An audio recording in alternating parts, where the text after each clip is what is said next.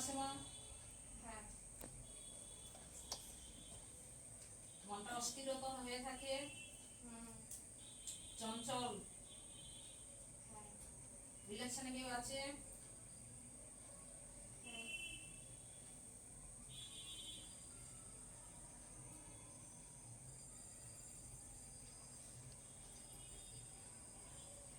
ওর মধ্যখানে কোনো সমস্যা হয়েছিল?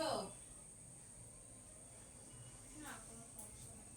ছোটখাটোর উপর দিয়ে এমনি তো মানুষের সাথে প্রায় ঝামেলা হয়। ছোটখাটোর উপর দিয়ে যে সমস্যা, এটা কিন্তু বড় ধরনের সমস্যা একটা আসবে। মন মস্তিষ্ক যে গরম থাকে, এক মা মনসার পিছনে থাকে একটা সাপের স্বপ্ন। দ্বিতীয়ত যে রিলেশন কিন্তু শুনতেই এতে উপরে উপরে ভালো, ভিতরে ভিতরে তোমার পিছনেও শত্রু আছে এই রিলেশন কাটানোর জন্যেও।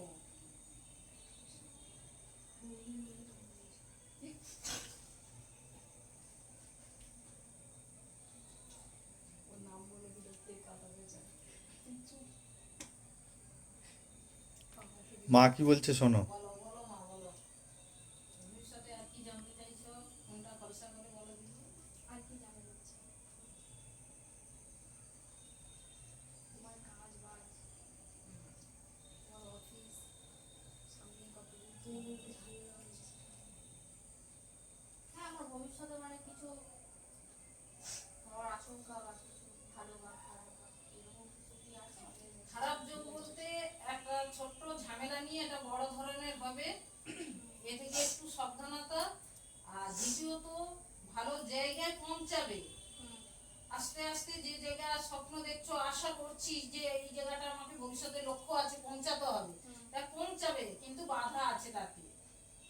বাবা মার নাম স্মরণ করবে, বাধা বিঘ্ন আছে, মাঝে মধ্যে মাথা যন্ত্রণা করে, মন মস্তিষ্ক থেকে মাথা কাজ করে না, যেন অন্যরকম লাগে। ওটা তো আছেই আছে।